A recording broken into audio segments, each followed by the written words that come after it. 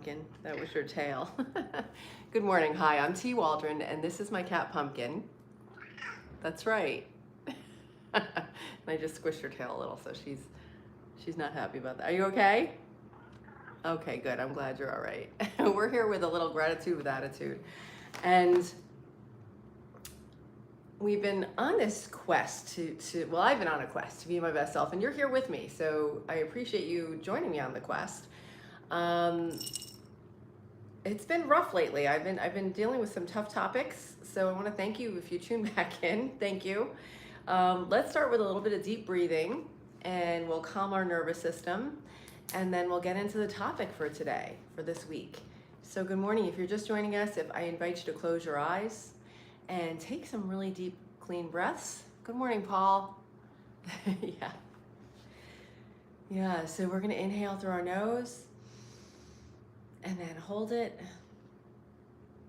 and exhale through our mouth and inhale through your nose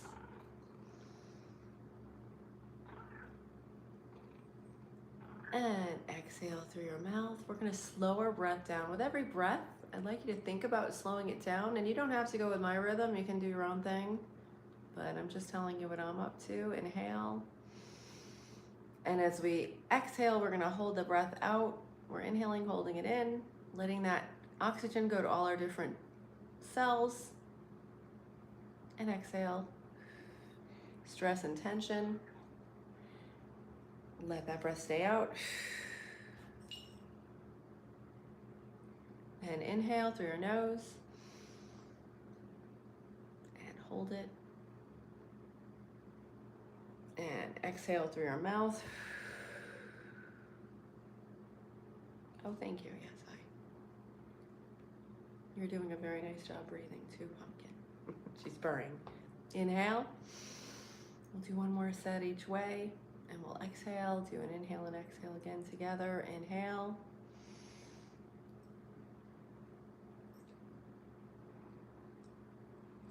And exhale. Yes, you're very good. Thank you. All right. Good morning. Hey, Kevin. Good morning. Yeah. Yeah, I was outside this weekend. It was nice. I hope you guys had a good weekend. I hope you got to relax a little bit, and it was good. I hope it was productive. So we have been talking about 2 weeks ago. We talked about assessing where we are. So as you guys know, I'm on this journey to be my best self and all this. And then, so the first week we talked about assessing where we are, seeing if we like what we're up to, if we want to change, and if so, what do we want to change? Last week we talked about changing and talked about some of the mechanisms in our brain and in our body that can help us make changes.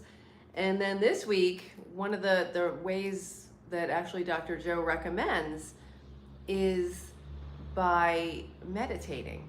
Okay, and I really never got into it my whole life. Like I couldn't, my mind was too active. So even though I was leading meditations at work, like we would exercise and then I would do, like maybe a 10-minute meditation with the residents. They're senior citizens. I would read from a book and do, maybe walking down maybe walking down a country road, or going in a pine forest, or walking at the beach, guided meditation. So, your brain can sort of imagine a picture of you walking and slowing your breath down. And there was some benefit to it, and it was really good. But I really didn't get the power of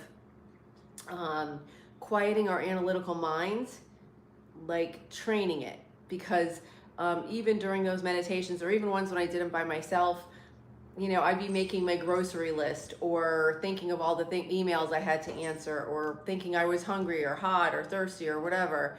And all of that, you can turn that off. And I didn't realize that, but it takes practice. So that's what, I was able to learn that on the week-long Joe Dispenza retreat, and it's really been a game changer. So fast forward to this week, we're going to talk about meditation. But last night, and I know some of you guys were present for this, I talked about how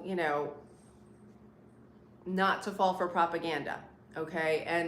And that's coming from, like, I want to be my best self at all times, and not allow my emotions and my thoughts to be hijacked by things that are happening in the world, in the news, and sort of have these ideas implanted in my brain. It's kind of creepy if you think about it. And especially, I'm getting to know myself and love myself. Like, I want to be kind to myself, right? And I'm trying to go through life, and I'm sure you're doing that too if you're here. And thank you for staying, through a lens of love rather than fear. Okay, and that doesn't mean being a pushover. That doesn't mean being a doormat. I mean, I still have boundaries, and actually better boundaries now than I did when I was a people pleaser. Let's see what Gogo has to say. Okay, I'm not sure what you said. By the way, I want to thank our moderator, Imran Hossain, for keeping our chat clean and positive. Good evening. Oh, thank you. Yes, no, a lot of people are here for pumpkin, and that's fine too. Come for pumpkin, and maybe you'll hear something that resonates with you. It's all good, Rodrigo. Pumpkin, there's someone in love with you from across the world. Is that nice? Yeah, do you like that? Yeah. Greetings from Greece, Yampros. Yeah, so I'm trying to come from a place of love, and I think that we can do it. I think that's the ultimate sign of, self-mastery, is in the face of different things, and when we're presented with different issues, if we can approach consistently from a place of love and not allow these different things to change how we feel about ourselves and how we feel about the world. I mean, we can still be aware, and things can happen, and we can react and say, okay, that's whatever, but not letting it change our ultimate vibe. And that's again, I think, going to take a lot of practice for me. I thought I had it, but then I didn't, with this recent thing. So I have to really work on that. So it's, when you have a challenge like this, like I thought I was doing pretty good, and then this happened, and I had some thoughts pop in my head that were so not kind and not loving. And I said, okay, that's a spotlight. That's something that's like showing me what I've got to work on. So, hey, underwater boy. Okay. Hi, good morning, Jeff. Hi, Leon. Yeah, so I'm trying to be my best self on all levels. This is my cat, Pumpkin. I'm T. Waldron. This is Pumpkin. And we're here to I'm sharing the journey with you, because I'm trying to be myself, best self, healthy, physical, spiritual, mental, social, everything, financial. It's all tied together. And we are, we're as strong as our weakest link. So I'm trying to, get all those things in order so I can have a good life and manifest good things. And where are you? What are you guys about? What's your goal in life? Are you trying to be millionaires? Are you trying to, be philanthropists? Are you trying to raise a family? I mean, there's a million different goals you can have. And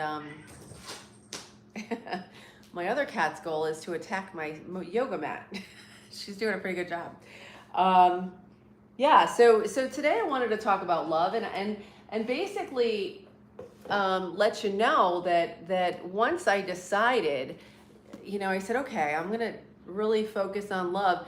Like, little things came up and sort of tested me on it, right? Let me see, Jeff. Yeah, just here fighting your silent war. Yeah, a lot of us are, and we're trying to fight the good fight, right?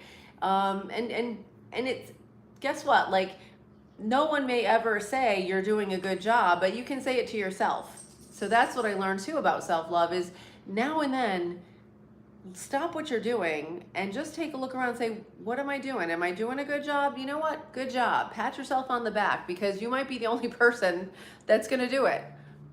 Money to provide for my family. Absolutely. Yeah. And money is just energy, Paul. It's not good or bad. It's not charged.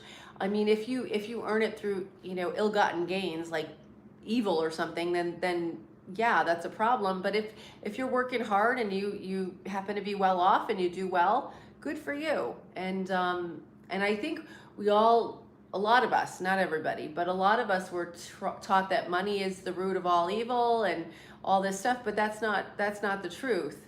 That's kind of indoctrinated into us when we're little. I think a lot of us. So, I'm not afraid of money anymore. I'm not afraid of trying to, be well off. I'm not right now at this moment, but I'm working on it. And there's no shame in that game. So I just wanted to share that with you. Yeah, money is good. Good for you. So one quick story, and then I'll do a little reading here from the book. So once I decided I'm going to go from a place of love rather than fear. This is a weird story, but I'm going to just tell you, because I like to share the stuff in my daily life that sort of happens so that maybe you can tune into little synchronicities in your life and then see if you're on the right track. Because that's how I sort of gauge if I'm doing the right thing, is I kind of look for signs from the God or the universe to see if stuff's lining up properly. Yeah. What's so good about money? Well, money makes your life easier, doesn't it? If you could have a choice, all things equal, having money or not having money, what would you rather have it or not? Oh, hello. Thank you for joining us. This is Fractal. How do you feel about money, Fractal? she's just here for the excitement. Okay, thanks for coming up here. Yeah. How's Pumpkin doing? That's it. I have two cats, Fractal and Pumpkin, and she's named after fractal geometry. Anyway, okay, so here's the story. Yeah, that's right. It allows you to do things. Thank you, Paul. Yeah, Tyler. I don't know. If you don't have money, you can't even eat or drink anything. I mean, we kind of need, in our societies, we need it to live, right? And by not worrying about where my next paycheck is coming from, if I had some money saved up, right, I wouldn't have to be so stressed about how I'm going to earn my next dollar. So I think it can alleviate some stress. I mean, I don't think this is, something unusual, right? Does that make sense? Yeah, it allows you to do things. Yeah, I agree with Paul. Okay, so here's the story. So when I decided, I'm like, all right, you know what? I'm going to try to live in love. Every decision I make, every action I take, I'm going to try to, go from a place of love. And if somebody's like rude to me or disrespecting me, I'm going to stand up for myself because that's self-love. But everything else, I'm just going to try to see that through the lens of love, right? So locally, we have this infestation of these, I don't know, there's some kind of beetles or something. I don't know. There's these bugs. And they're like, oh my gosh, they're in the area, and if you see them, try to kill them. Like, that was on the news. And so this was last year. So for this past year, I've been like, if I see them, I've been trying to kill them, and I'm like, and then I feel terrible after I kill them, because I'm like, they're a living creature, and I'm here preaching love, and I'm murdering these little bugs who did nothing to me. So I was kind of on a walk on my meditation, and it was wild, because I'm thinking maybe I shouldn't be killing them. And there are these fence posts all along where I walk. Every 8 feet there's a fence post, and it was probably a good mile that I was walking on this, and I looked on either side of me, and one was on the top of each fence post as I was walking and trying to decide maybe I shouldn't be killing them. And the minute I decided, you know what, I'm not going to kill them anymore because they're living creatures, and it just doesn't resonate with me to kill these things all the time. I didn't see one there was one on every single fence post for a mile for 12 minutes. I kind of looked at my watch, and I'm like, wow, there's a lot of these out this time of day. The minute I said, you know what, I'm not going to kill them, there was no more on the fence posts. So I kind of took that as a sign.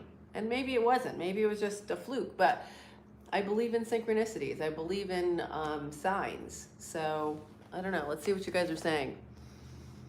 Oh my gosh, yeah. 1984 by George Orwell. Yeah, that was terrifying.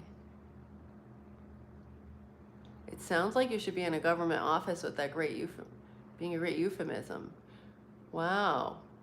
I don't understand how you're getting that from me, but okay. I mean, that's your perspective. I don't understand it. But anyway, maybe, you know what, maybe Tyler, I don't know if I'm off today, but maybe check out some of my other content, because that's kind of the opposite of what I'm about going within and believing in yourself and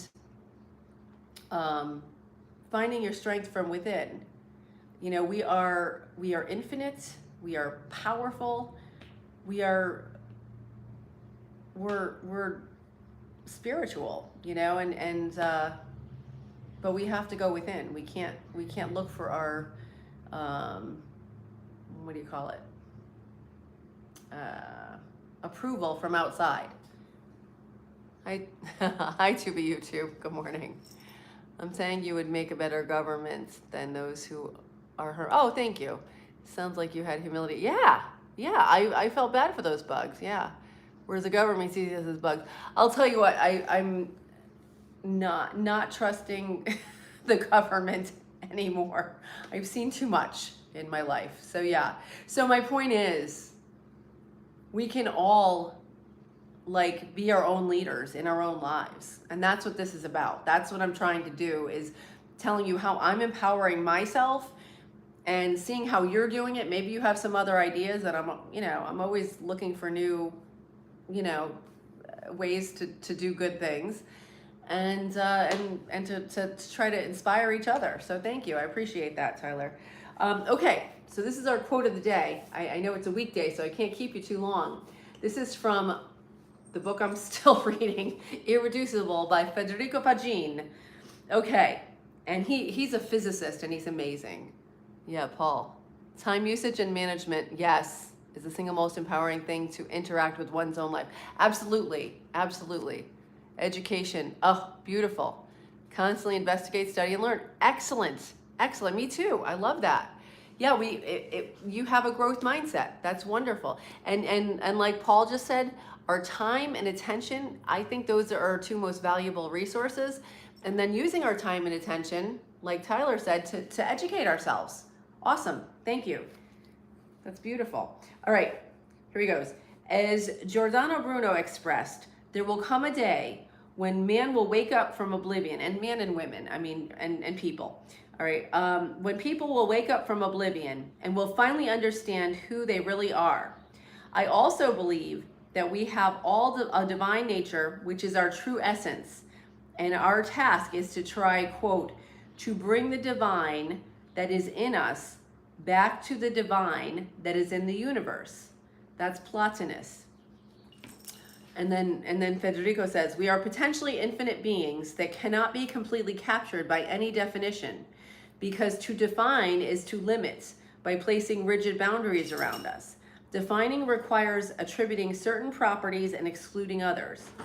We have no limits, and when we realize it, we are free, even here in this world. And again, that's Giordano Bruno. Yet many would like a reality in which everything, including us, can be cataloged, classified, defined, and placed in a box.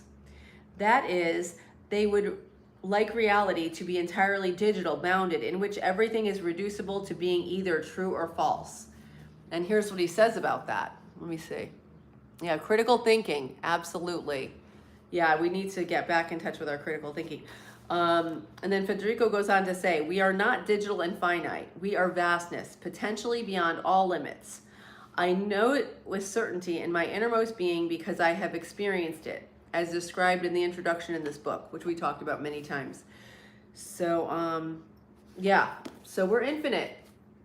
Okay, and thank you. This was a great discussion today. I really appreciate that. And I want to thank our moderator, Imran Hossain. He is a YouTube SEO specialist. If you're starting a YouTube channel, look him up. He's I hope he's putting his contact in the description of these lives, because if somebody wants to hire him, he's fantastic. Good morning, Art. Okay, I'm just about to sign off. So from myself to yourself, thank you for joining me on this journey, and thanks for joining us, cats. Yes, you're very nice. Okay, it's breakfast time. Have a great day. I'll see you guys tomorrow, 8 a.m. Eastern Standard Time. All right, thank you. Bye-bye.